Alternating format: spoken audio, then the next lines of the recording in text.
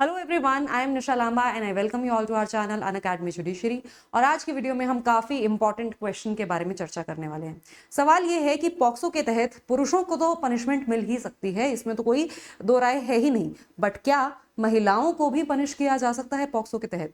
क्या महिलाओं को भी पेनिट्रेटिव सेक्सुअल असॉल्ट जैसे अपराधों में पनिशमेंट दी जा सकती है? पेनिट्रेटिव सेक्सुअल असॉल्ट क्या होता है? मतलब it is equivalent to rape, ठीक है। बट थोड़ा सा डिफरेंस है, वहां पर थोड़ा सहमति कंसेंट को लेकर डिफरेंस आ जाता है।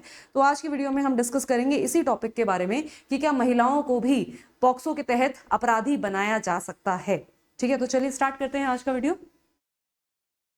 वीडियो में आगे जाने से पहले आपको बता दूं कि अनअकैडमी जुडिशरी के साथ अगर आप अपनी तैयारी करना चाहते हैं तो यहाँ पर आप सभी स्टेट्स के जुडिशरी एग्जाम की प्रिपरेशन कर सकते हैं।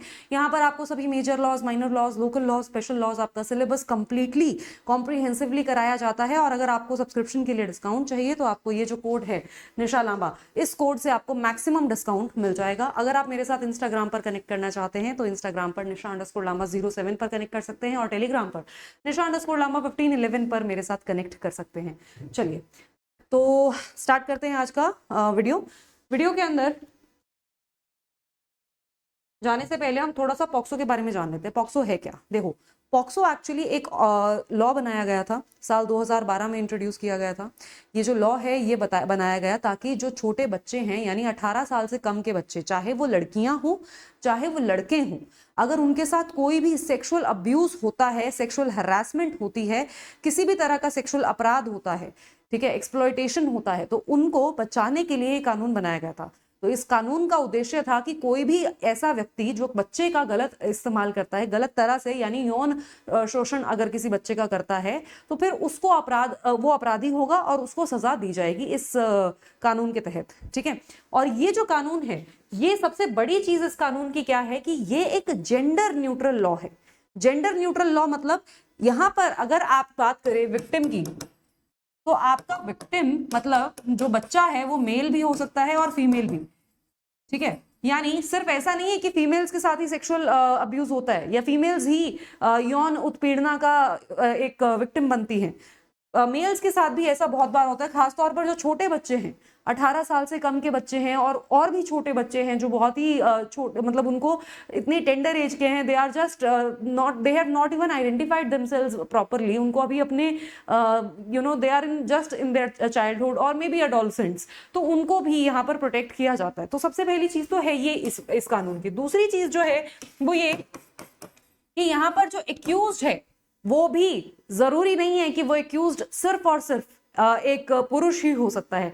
एक्यूज्ड एक महिला भी हो सकती है, मेल भी हो सकता है और फीमेल भी हो सकती है, ठीक है। तो ऐसा कोई जरूरी नहीं है कि जो उत्पीड़ना करने वाले लोग हैं या अपराधी सिर्फ पुरुष ही होंगे और महिलाएं अपराधी नहीं हो सकती। महिलाएं जो हैं वो तो जन्मजात इनोसेंट हैं और वो कुछ गलत कर ही नहीं सकती। इस तरह का एजम्पशन हम लेकर नहीं चलेंगे। पहले के टाइम में ऐसा होता था कि जो महिलाएं थी वो ज्यादा वल्नरेबल पोजीशन में थी, वो खुद समाज की बेड़ियों से बंधी हुई थी, उनके ऊपर खुद इतने ज्यादा इतना उनके साथ डिस्क्रिमिनेशन हो रहा था कि वो किसी और के साथ अपराध करने की लोग सोचते ही नहीं थे कि ये किसी के साथ क्या अपराध करेंगे, तो खुद बेचारी हैं, खुद अबला हैं। बट आज के समय में ऐसा नहीं है। आज के समय में जो हमारी फीमेल्स हैं they are equally doing everything. तो वो अगर अच्छा कर रही हैं इक्वली, तो वो बुरा भी इक्वली कर रही हैं, ठीक है। तो ऐसा नहीं है कि सिर्फ मेल ही हमारे एक्यूज्ड बन सकते हैं, फीमेल भी एक्यूज्ड बन सकती हैं, राइट। तो सबसे पहली चीज तो है ये। और दूसरी चीज जो आपको यहां पर समझनी है कि आपका जो पॉक्सो है उसके अंदर किस तरह के अपराध हैं। एक तो है पेनिट्रेटिव सेक्सुअल असॉल्ट, दूसरा है non penetrative sexual assault, sexual harassment and use of a child for pornographic purposes. तो आपको लगेगा कि हाँ, पोर्नोग्राफी में कोई महिला बच्चे को इस्तेमाल कर सकती है कि भाई 18 साल से कम की लड़की का इस्तेमाल पॉर्न बनाने में कर लिया या लड़के का इस्तेमाल कर लिया फॉर दैट मैटर, ठीक है। तो यहाँ पर तो महिला अपराधी बन सकती है। सेक्सुअल हैरासमेंट में भी हो सकता है कि हाँ, सेक्सुअल हैरासमेंट भी, क्योंकि उसमें भी पेनिट्रेशन की जरूरत नहीं है, मेल बॉडी पार्ट की जरूरत नहीं है, तो वहां पर भी हो सकता है। बट क्या पेनिट्रेटिव और नॉन पेनिट्रेटिव सेक्सुअल असॉल्ट भी हो सकता है कि अगर मान लो उसके जो फीमेल बॉडी पार्ट्स हैं, लड़की के ब्रेस्ट हो गया, उसके जो जो भी बॉडी पार्ट्स हैं उनको आपने टच कर दिया, तो ये फीमेल भी कर सकती है, फीमेल टू फीमेल भी हो सकता है इस तरह का अपराध। बट अगर हम बात करें पेनिट्रेटिव सेक्सुअल असॉल्ट की, तो क्या ये जो पेनिट्रेटिव सेक्सुअल असॉल्ट है ये भी एक महिला कर सकती है? आंसर इज यस, ये भी एक महिला कर सकती है। आपको यहां पर जजमेंट याद रखना है, सुंदरी गौतम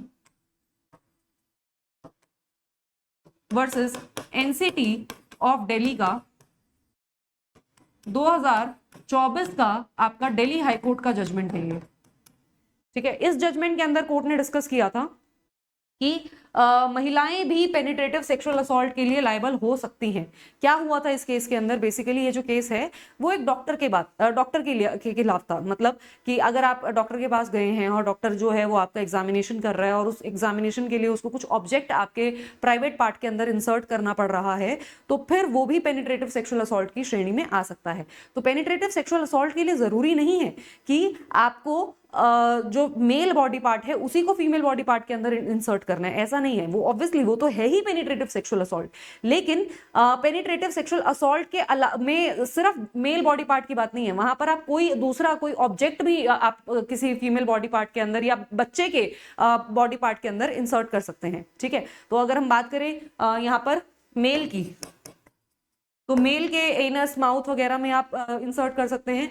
ठीक है, और फीमेल की अगर हम बात करें तो फीमेल के भी वेजाइना में और एनस में आप बॉडी ये जो ऑब्जेक्ट्स हैं उनको इंट्रोड्यूस किया जा सकता है।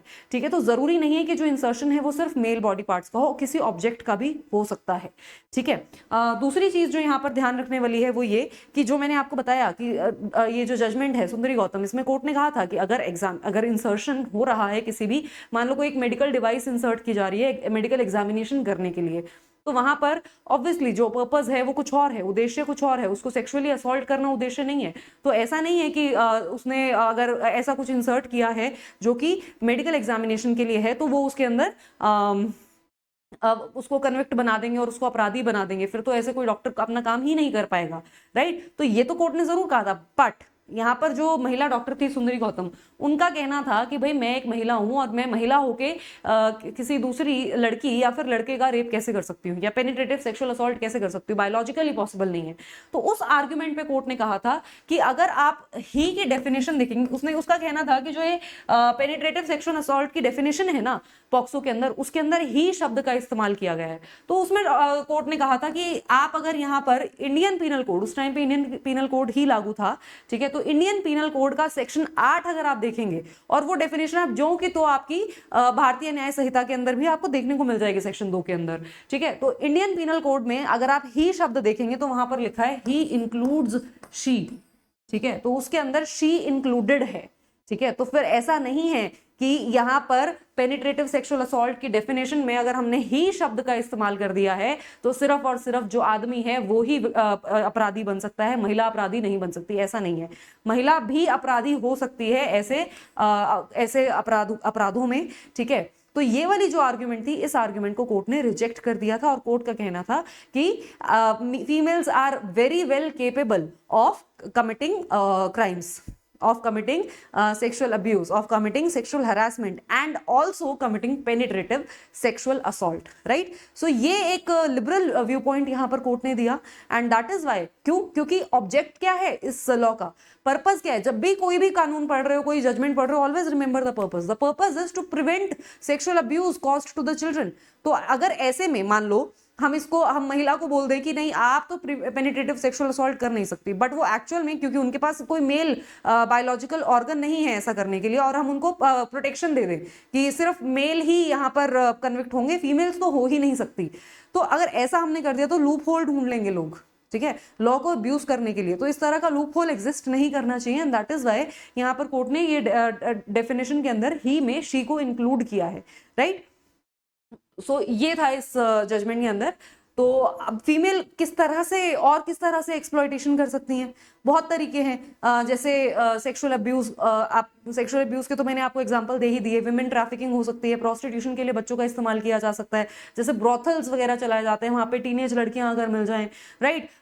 या फिर आप शेल्टर होम्स की बात करें अगर, for that matter shelter homes के अंदर भी इस तरह की चीजें देखी जाती हैं, जहां पर लड़कियां जो हैं, उनकी जो वार्डन्स हैं वो ही लड़कियों को सेक्सुअली एक्सप्लॉइट करवा रही हैं किसी और से, है ना। तो वो डायरेक्ट अगर वो नहीं कर रही हैं, इन्वॉल्व हो रही हैं, तो वो परपेट्रेटर्स तो बन रही हैं, तो एज परपेट्रेटर्स भी उनको पनिश किया जाता है, और अगर डायरेक्टली भी आप एक्यूज हैं तो तब तो आपको पनिश किया जाता ही है, ठीक है। तो ये कुछ एग्जांपल्स हैं, और पास्ट में भी इस तरह से मुजफ्फरपुर बिहार के अंदर शेल्टर होम है, वहां पर ऐसा हुआ था, 9 महिलाओं को पॉक्सो के तहत कन्विक्शन दिया गया था। रेहाना फातिमा का केस भी काफी इंटरेस्टिंग था, 2020 के अंदर आया था। रेहाना फातिमा के केस के अंदर एक मदर जो है वो अपनी सेमी न्यूड बॉडी पर अपने बच्चे से अपनी बॉडी को पेंट करवाती है, ठीक है। उस मदर का उद्देश्य ये था, इस पूरी एक्टिविटी के पीछे उसने वीडियो बनाई और वीडियो वायरल हुई, और उस वीडियो के बाद फिर उस महिला को जेल जाना पड़ा। पॉक्सो के तहत उनके खिलाफ सेक्सुअल अब्यूज की कार्रवाई चली कि तुम अपने बच्चे को सेक्सुअली अब्यूज कर रही हो, ठीक है। उस महिला का मानना यह था कि वो अपने बच्चे को बॉडी की डिस्क्रिमिनेशन को लेकर थोड़ा सा ओपन अप कर रही है कि अगर हम मेल बॉडी को न्यूड देख सकते हैं तो हम फीमेल बॉडी को न्यूड क्यों नहीं देख सकते, हमें फीमेल बॉडी को एज सेक्सुअल ऑब्जेक्ट क्यों देखना है, ठीक है। तो उसका उद्देश्य ये था, और इस वजह से वो उस उद्देश्य को ध्यान में रखते हुए अपने बच्चे को इनकरेज कर रही थी कि अगर वो अपने फादर की बॉडी को पेंट कर सकता है तो वो अपनी मदर की बॉडी को भी क्यों नहीं पेंट कर सकता। बट इस चीज को गलत माना गया, और गलत मानकर इस केस के अंदर उसको सजा सुनाई गई। तो ऐसा नहीं है कि पॉक्सो के अंदर जो महिलाएं हैं वो अपराधी नहीं बन सकती हैं, महिलाएं भी अपराधी बन सकती हैं। इस वीडियो में जो सबसे इंटरेस्टिंग चीज है कि वो पेनिट्रेटिव सेक्सुअल असॉल्ट की अपराधी भी बन सकती हैं, राइट।